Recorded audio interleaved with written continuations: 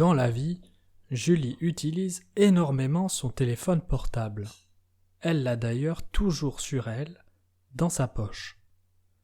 Dès le matin, la première chose que Julie fait en se levant est de consulter ses messages et ses notifications. Elle répond tout de suite aux personnes qui lui ont envoyé des messages pendant la nuit sans attendre. Ensuite, Julie ouvre ses mails professionnels. Elle vérifie qu'elle n'a pas reçu de travail à faire depuis la veille. En allant au travail, Julie utilise encore son téléphone car elle regarde des vidéos dans les transports en commun. Et pendant la journée, quand elle travaille, elle écoute de la musique sur Spotify car cela l'aide à se concentrer.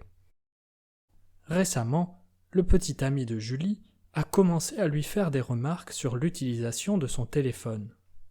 Il trouve qu'elle l'utilise beaucoup trop souvent et que cela l'empêche de profiter vraiment du moment présent.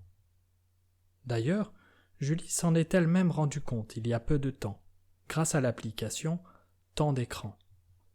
Chaque semaine, le téléphone de Julie dresse un récapitulatif du temps passé par Julie sur son écran.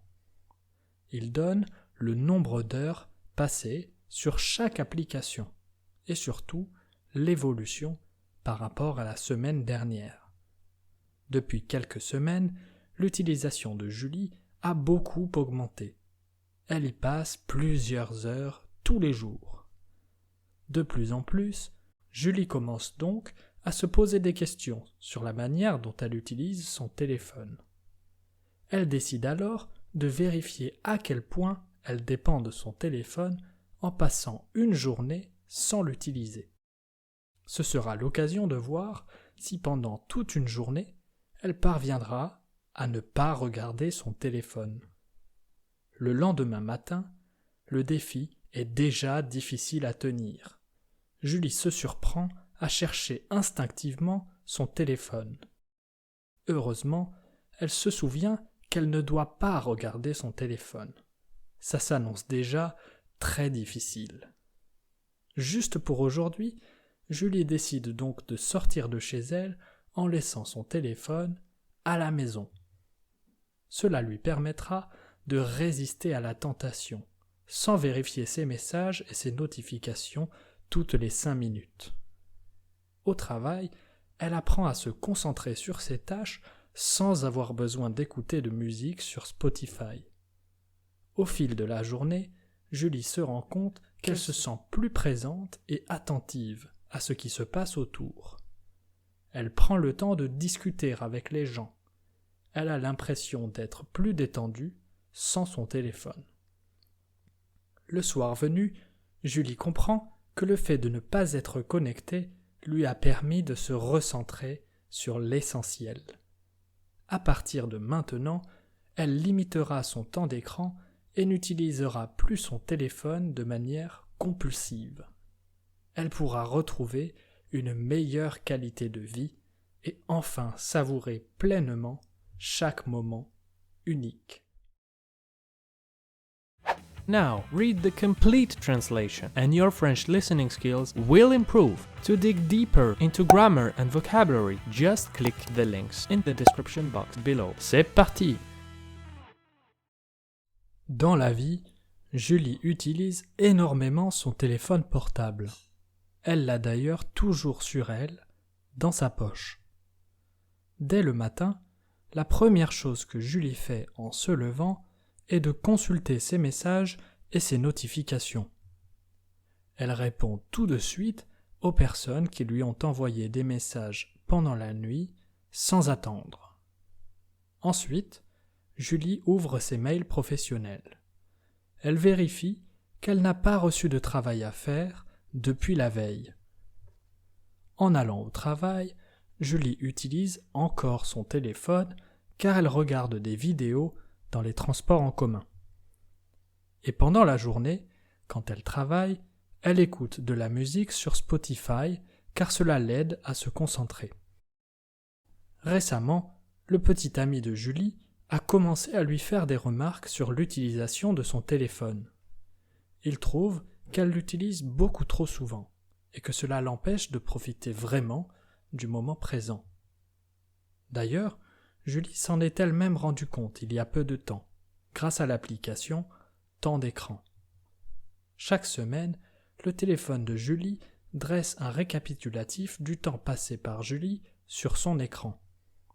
Il donne le nombre d'heures passées sur chaque application et surtout l'évolution par rapport à la semaine dernière. Depuis quelques semaines, l'utilisation de Julie a beaucoup augmenté.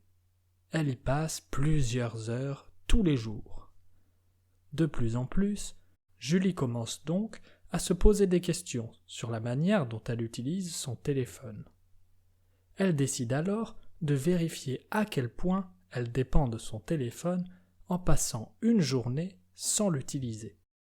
Ce sera l'occasion de voir si pendant toute une journée, elle parviendra à ne pas regarder son téléphone. Le lendemain matin, le défi est déjà difficile à tenir.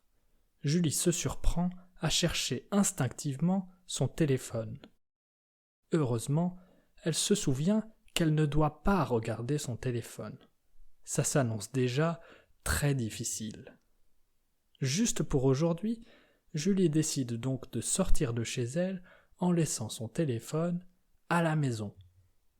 Cela lui permettra de résister à la tentation, sans vérifier ses messages et ses notifications toutes les 5 minutes. Au travail, elle apprend à se concentrer sur ses tâches sans avoir besoin d'écouter de musique sur Spotify. Au fil de la journée, Julie se rend compte qu'elle se sent plus présente et attentive à ce qui se passe autour. Elle prend le temps de discuter avec les gens. Elle a l'impression d'être plus détendue sans son téléphone. Le soir venu, Julie comprend que le fait de ne pas être connectée lui a permis de se recentrer sur l'essentiel. À partir de maintenant, elle limitera son temps d'écran et n'utilisera plus son téléphone de manière compulsive. Elle pourra retrouver une meilleure qualité de vie et enfin savourer pleinement chaque moment unique. If you are still missing some words in the story, I have 3 great solutions for you. First, listen to the story again. You will be surprised by how easier it will be now that you already went through it. Second, subscribe to the channel and watch another video, and your French listening skills will improve even more. Finally, and this is the best one, you can buy one of the books by clicking the links in the description box below. The more stories you listen, the better your French will be. À bientôt!